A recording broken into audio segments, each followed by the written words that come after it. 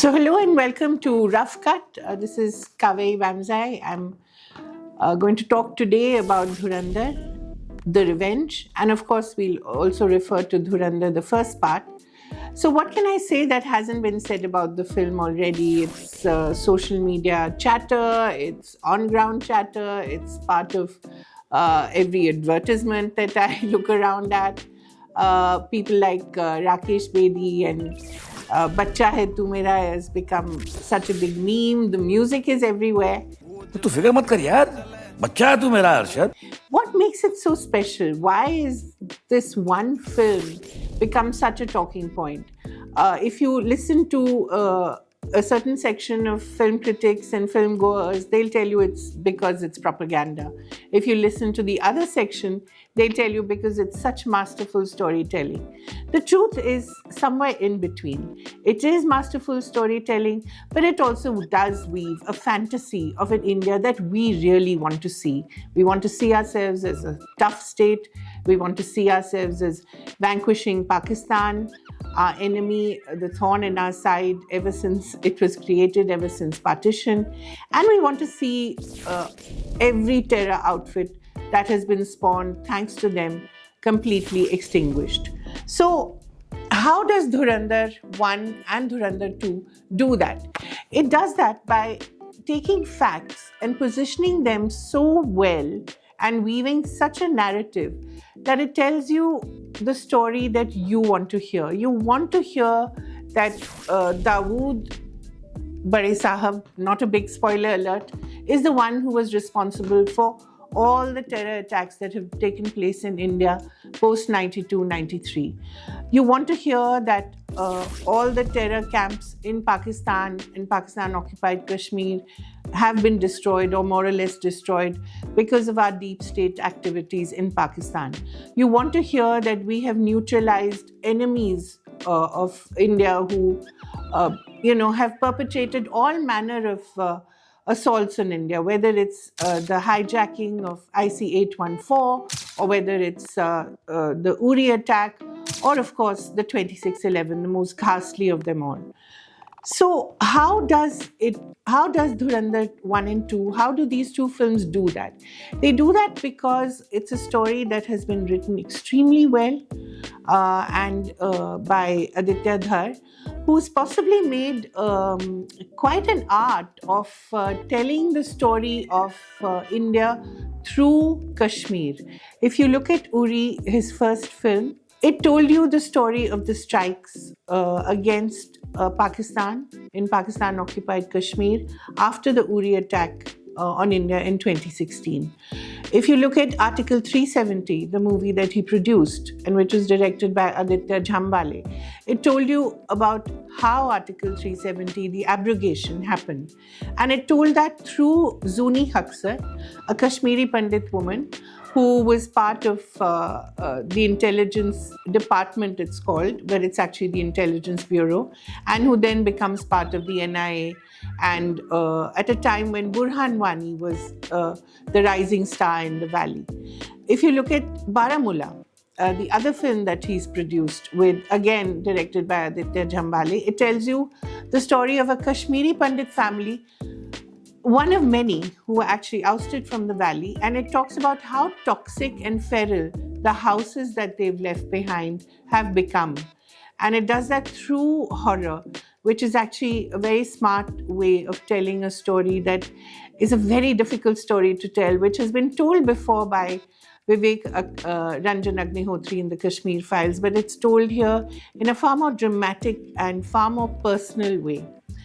So, what Dhurandhar does is really take the story of all the strikes that Pakistan, the 1,000 cuts that Major Iqbal, who is played by Arjun Rampal, the 1,000 cuts that have been inflicted on India, that Zia-ul Haq wanted to inflict on India. And it tells you about all the consequences that have happened through the lens of Kashmir in a way. So a lot of it has to do with the fact that Aditya Dhar is a Kashmiri Pandit, and while he himself may not have suffered the ignominy and the agony of exile his extended family must have. And like all Kashmiri Pandits, it's a small community. And it was this pain that he's weaponized, and he's actually managed to turn into a gift, a gift of a narrative that gives us the illusion and the fantasy of a state that actually has enabled Kashmiri Pandits to survive and thrive despite the loss of a homeland. Whether they can go back or not, just as Jaskirat Rangi cannot go back home, that's another question. So that's really to give you a background of how Dhurandhar 1 and 2 came about. It came about through this one man's writing, through this one man's powerful control over a narrative that he's very sure about.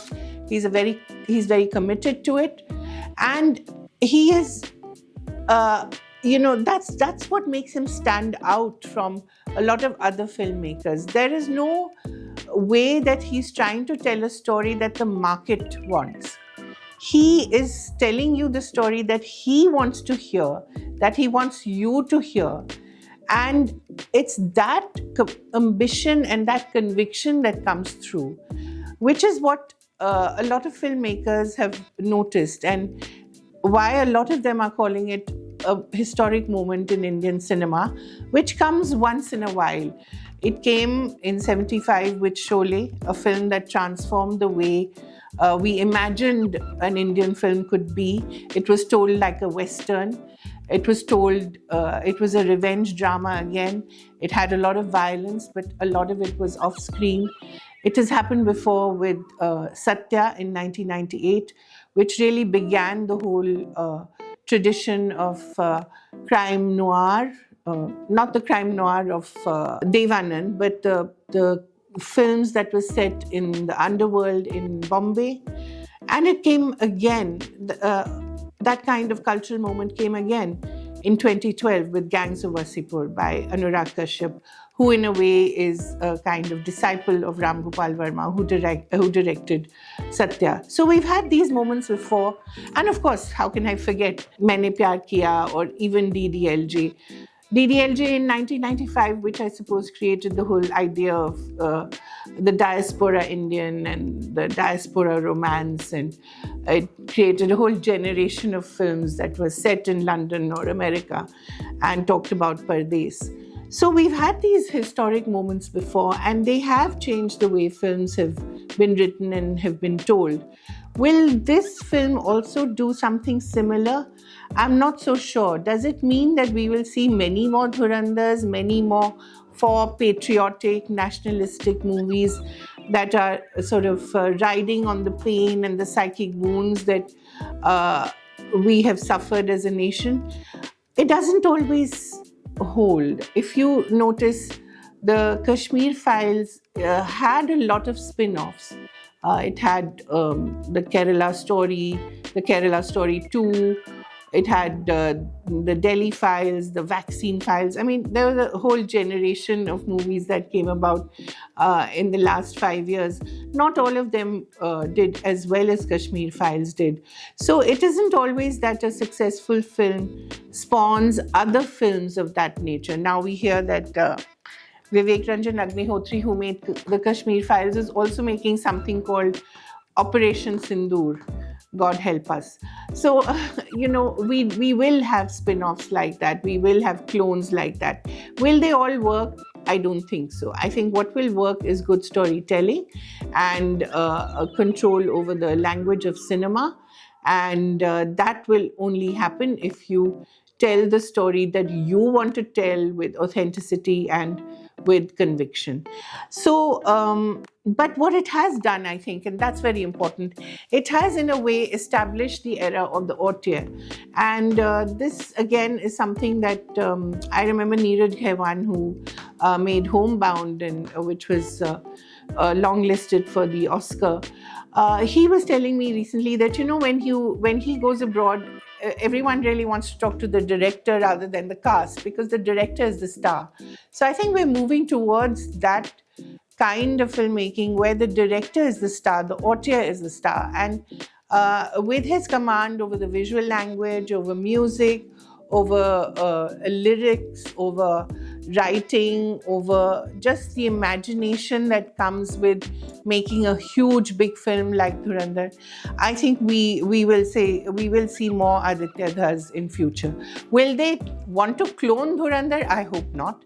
I hope they make the films that they want to make, and I think that will be perhaps one of the biggest things that Dhurandhar may have done for Indian cinema, to give storytellers the courage to make the films that they want to make at the budgets that they feel is right. Remember, this was a film that put together cost about 475 crore. But if you look at the money it's making, I think 2,350 crore and counting so far. I mean, it looks like peanuts. So the risk is huge, but so is the reward. And that shows, and I think that is the biggest takeaway, that if you make the films that people want to see, they will come and watch them. So this whole idea that the theatrical experience is dead, people don't want to come to cinema halls, that anyway, I think globally has been put to rest. I think it needed to be put to rest in India as well. We saw earlier or last year, we saw a film like Sayara, which was a love story with two absolute unknowns from a big production house, of course, doing so well with minimal publicity. It tapped into something that young people wanted to see. They wanted to see a pure romance where you have the soft boy and the soft girl, and none of that misogyny and none of the toxic masculinity that we've been used to since Kabir Singh and Animal. So that tapped into something there, and it did again very well. It made over 300 crore. You saw a film like Mahavatar Narasimhan, which is animation and came out of nowhere and did so well again. So it's not that Dhurandhar is the first film that has got audiences into the halls in large numbers, but it is a film that has encouraged the kind of binge watching that we're used to now on streaming series, but in a collective way. I saw the film twice. Just imagine, 8 hours of my life. I saw it in Bombay and I saw it in Delhi, and I saw almost the same reactions in both places. People clapped at the same points, people gasped at the same points, people cried at the same points. And Dhurandhar, The Revenge has a lot of emotional moments as well. And I think the music here plays a huge part. And so before I stop, I want to talk about the music because it's such an extraordinary part of the success of the film. I personally believe that a lot of it is because Aditya Dhar's mum was Dean and Head of Music and Fine Arts in Delhi University. That's just me. I'm trying to give a mom the credit that she deserves. But I think his understanding of music and his understanding of the sounds of the past and the recent past is extraordinary. And you see that in the kind of sampling that Shashwat Sachdev, who by the way is a huge star. And if you haven't heard of him or heard of his music, then you're really doing something wrong. Listen to the soundtrack of The Bads of Bollywood, listen to the soundtrack of Dhurandhar, listen to the soundtrack of Dhurandhar, The Revenge, and you will understand what a true talent he is.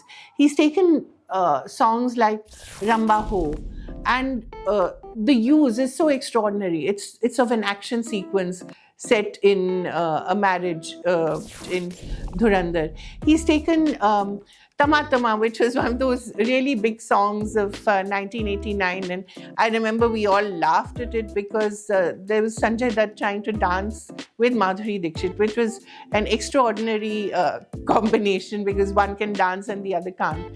And he's taken that and put it, spoiler alert, to the explosion that ends, S.P. Aslam's life. So the way the music has been used and positioned, then he's taken, I think, one of the most beautiful songs I've heard in a long time, Phir Se, which is by Arijit. And it's so evocative. It's used at the end of the film when Jaskirat, that is Hamza, is trying to get back to his home, and his family really either doesn't see him or doesn't recognize him or doesn't want to see him, and he realizes that he can never go back home. I, for one, see a parallel of the Kashmiri Pandit here, who cannot go back to his or her homeland. But you can interpret it in any way you like, which is the fun of movies, isn't it? I mean, you can interpret it any way you like, and you can how it affects you and how you feel emotionally is really what matters. And I think the way that song has been used, the way the Satinder Sartaaj lyrics are used in the Jasmine Sandlas song, I think the Nusrat Fateh Ali Qawwali, all of these are very, very well done. And they really also give you a sense of he's quite clever in the use of some of the songs. For instance, the song, the Rasputin song by Boney M, is used at a very critical element to expose a particular member of the Pakistani establishment. And, it gets a laugh or at least a smile out of you. So I thought that it was quite extraordinary. There's a wonderful rendition on the veena by this really brilliant young prodigy.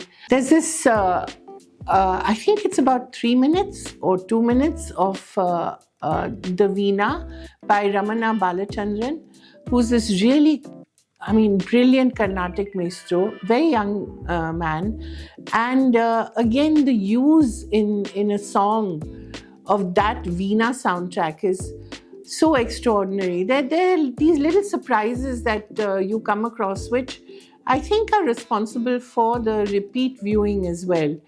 The kind of Easter eggs that he's placed in the films remind you of the kind of MCU universe that's been created. You see all of them at one go, and then you remember Easter eggs from the first film to the last film. So I think he's captured that art as well. He's mastered that art as well. So at the end of the day, really, what does the success of Dhurandhar 1 and 2 tell you? I think it tells you that if you have the courage and you want to dream big, you can. You can use that to tell, weave a fantasy that the country wants to hear at a time when its own position in the world is a bit uncertain. You can change the grammar of filmmaking by chasing excellence and by chasing your goal and not looking left or right, by doing what you think is right. And I think a word also of for Ranveer Singh, who's really the heart and soul of the film. Although it's one of those 70s kind of multi-starrers, it has a whole lot of stars, not necessarily big names, but interesting characters. And each of them has been given due respect, and each of them has been given an interesting storyline by themselves. So I think it tells you that the movie that you want to see, that you believe in, you can do it. The audiences will come. And whether they come because it's propaganda, or whether they come because they believe it's great filmmaking, or whether they come because they love the music, or whether they come for Ranveer Singh, who's done a terrific job in the film, or whether they come for Aditya Dhar, the real star of the film, that really doesn't matter. They will come.